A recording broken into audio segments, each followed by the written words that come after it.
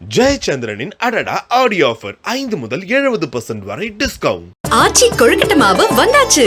ஆச்சி கொழுக்கட்டை மாவிற்கு கொழுக்கட்டை அச்சை கேட்டு வாங்குங்கள். நலம் காக்கும் ஸ்டாலின், உங்கள் குடும்பத்தின் நலன் அரசின் பொறுப்பு. கட்டணமில்லா மருத்துவ சேவைகள்.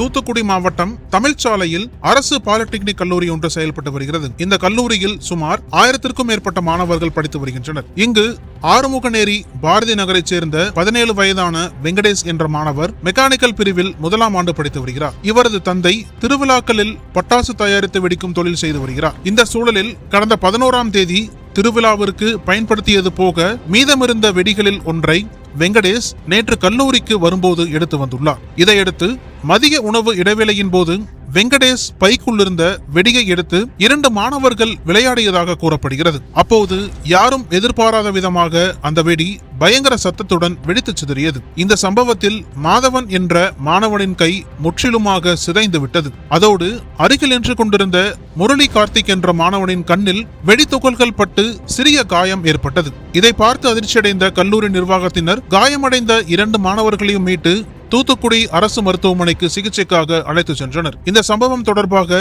தூத்துக்குடி தென்பாக்கம் காவல் நிலைய போலீசார் பல்வேறு கோணங்களில் விசாரணையை தீவிரப்படுத்தியுள்ளனர். மாணவர்கள் முன்பகை காரணமாக திட்டமிட்டு நாட்டு வெடியை கொண்டு வந்தார்களா அல்லது வேறு ஏதேனும் காரணமா என பாலிடெக்னிக் மாணவர்கள் பேராசிரியரிடம் துருவி விசாரணை மேற்கொண்டு வருகின்றனர். அதே நேரம் அரசு பாலிடெக்னிக் கல்லூரியில் நாட்டு வெடிகுண்டு வெடித்ததாக செய்தி வெளியான நிலையில் தூத்துக்குடி மாவட்ட காவல்துறை இதுகுறித்து விளக்கம் ஒன்றை வெளியிட்டுள்ளது. இது தொடர்பாக அம்மாவட்ட எஸ்பி ஆல்பர்ட் ஜான் கூறுகையில், போலீசார் நடத்திய சோதனையில் மாணவர் ஒருவர் கொண்டு வந்த பட்டாசுதான் வெடித்துள்ளது என முதற்கட்ட விசாரணையில் தெரிய வந்துள்ளது. இது சம்பந்தமாக விசாரணை நடைபெற்று வரும் நிலையில் தவறான தகவல்களை யாரும் பரப்ப வேண்டாம் என தெரிவித்துள்ளார். கல்லூரிக்குள் பட்டாசு வெடித்ததில் 2 மாணவர்கள் காயமடைந்த சம்பவம் தூத்துக்குடி மாவட்டத்தில் பெரும் அதிர்ச்சியை உருவாக்கியுள்ளது.